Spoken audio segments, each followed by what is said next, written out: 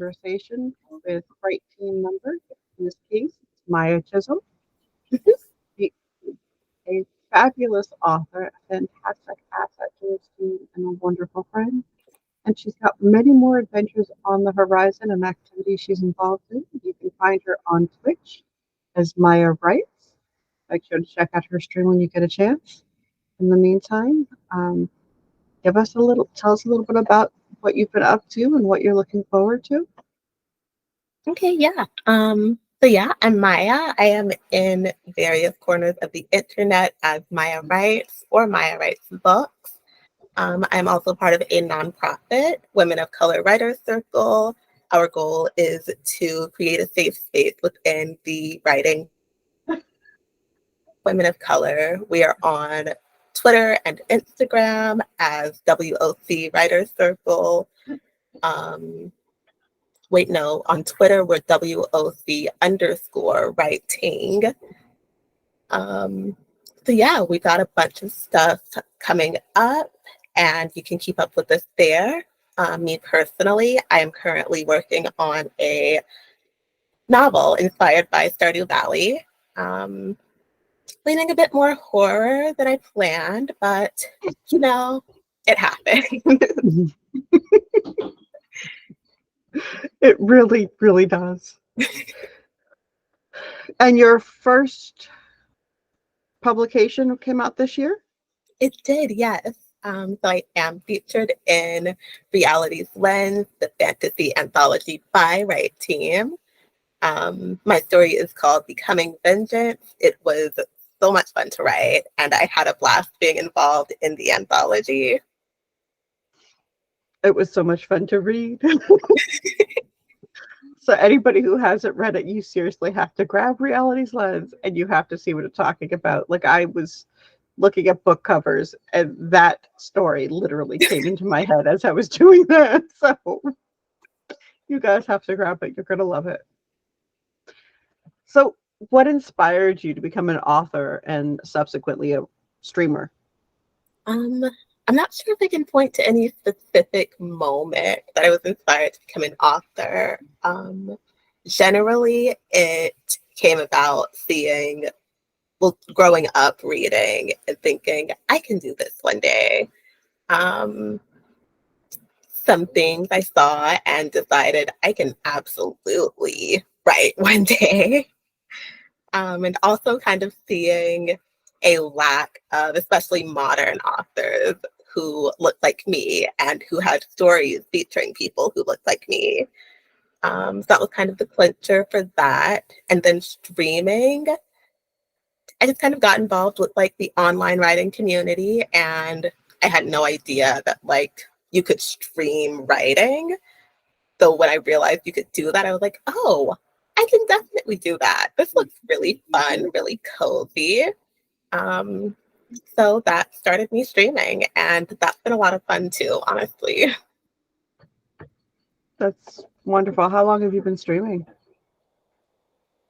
That is a good question.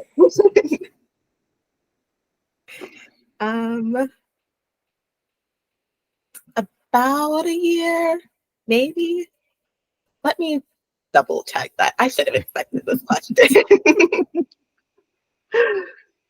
Well, we could you could certainly double check that if you'd like, but we can add that into our discussion points in notes as well, which everybody will find with the podcast.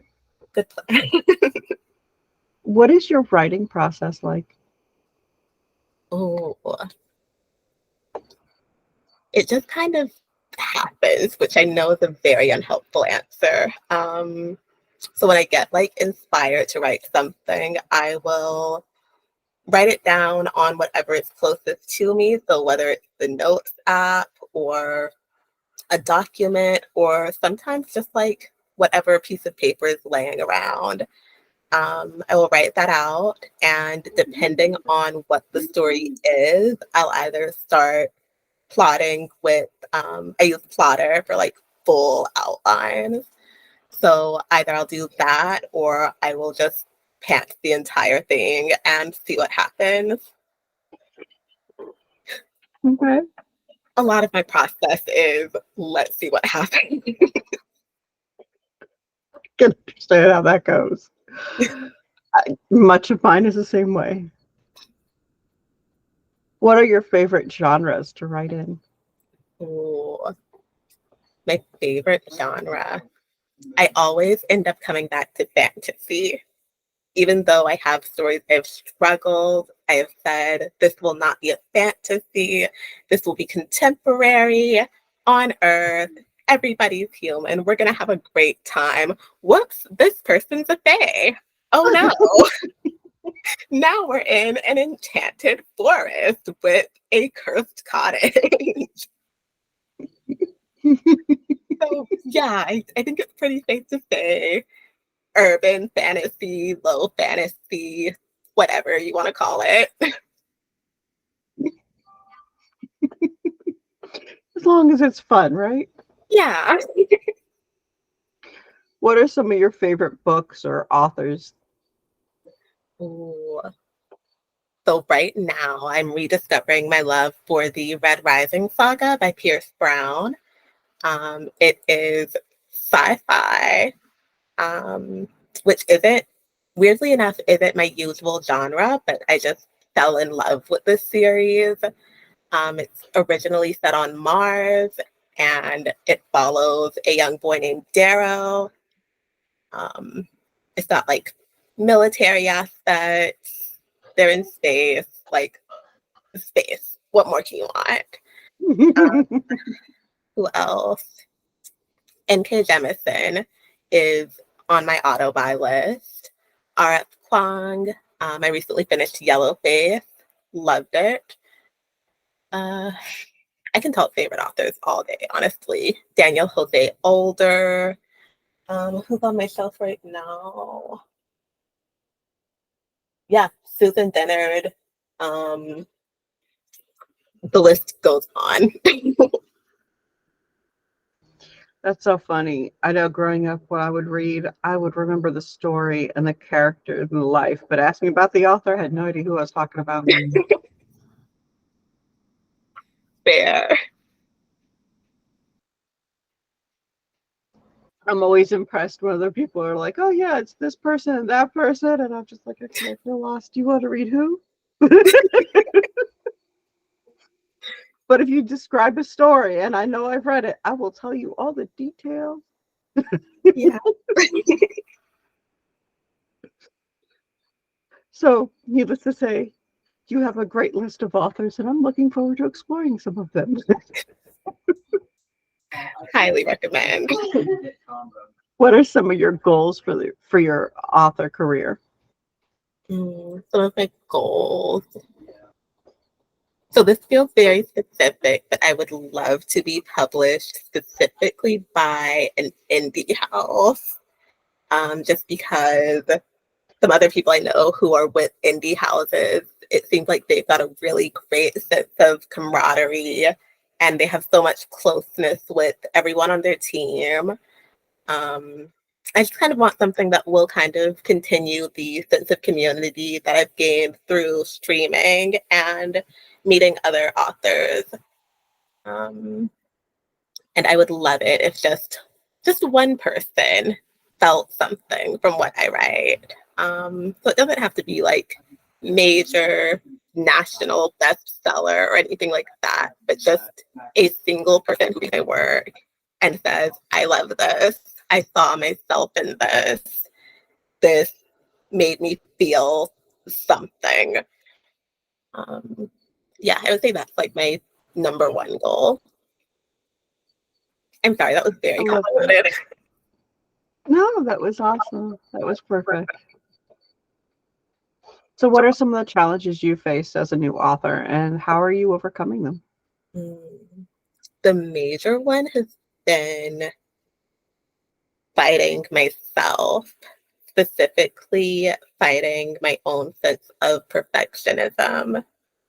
Um, because I've always had a thing of if it's not immediately perfect, then I'm going to give up. It's not even worth it. But then I've had to realize that anything that is worth doing does take time. And especially with writing, it is a very messy process. And it's not going to be perfect right away. Um, I'm going to have to go through one, two, three, possibly 10 drafts before it gets anywhere near perfect. And just kind of learning that that's okay. Um, Marketing is another big one. How have I overcome that one? Still working on that one.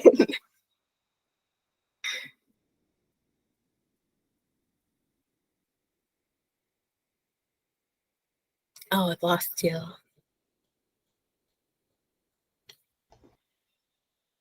Helps if I unmute the microphone.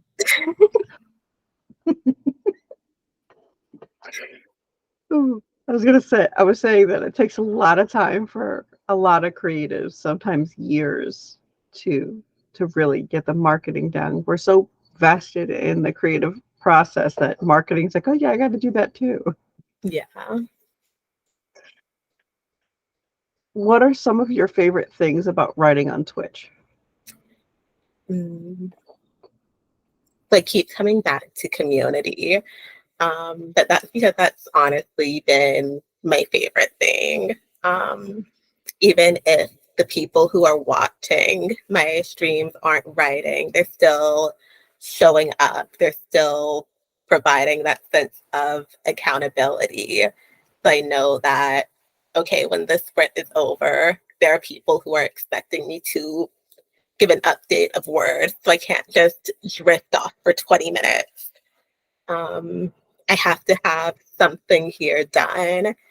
And I also have people like encouraging me along the way. So lots of great job. That sounds awesome. I'd love to hear more about this.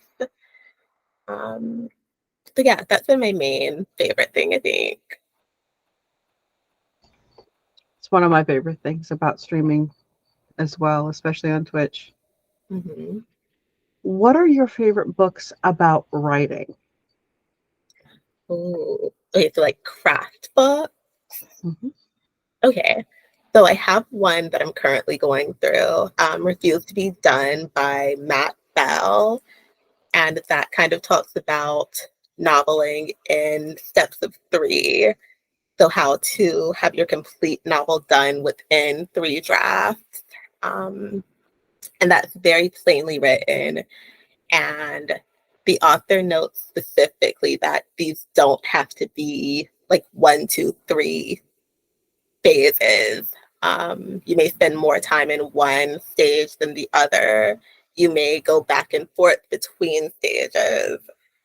And that's really helped kind of reframe the way I think about drafting. So realizing it's okay to have draft, revise, edit, revise, edit, revise, edit, draft. And it doesn't necessarily have to be a linear process. Another favorite is Craft in the Real World by Matthew Solisi. And that one's kind of talking about like decolonizing how you write, instead of thinking only in Western story structure, kind of opening up your mind and thinking about your audience and the different cultures that they may be from. And of course, Save the Cat by Jessica Brody. Um, Tons of tabs in that one. Everything underlined, highlighted. Love that one. There's good reason too. Lots of good information in it. Mhm. So, what advice would you give to someone aspiring to become an author Ooh. or a streamer for that matter? Mm. You have to learn to not be in your own way. Especially streaming, everything is live. You don't have a chance to go back and edit this thing or that thing. Um, you're just out there, open, vulnerable. Whatever happens, happens, which is also one of the things that makes it fun.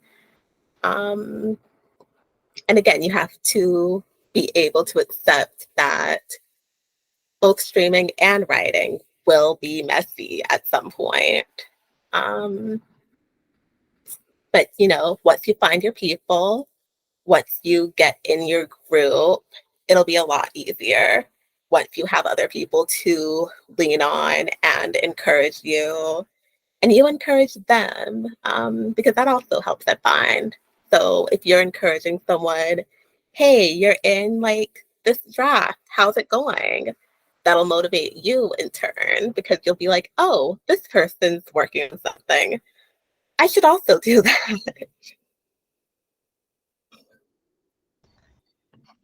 And I've seen it happen so often. So, do you have any advice for someone who's considering becoming a streamer as with their writing? Or is it just sticking to the get out of your way? Yeah, get out of your way is the main piece of advice. Don't stress too much. That would be the main advice, I think. It is terrifying, especially that first stream, but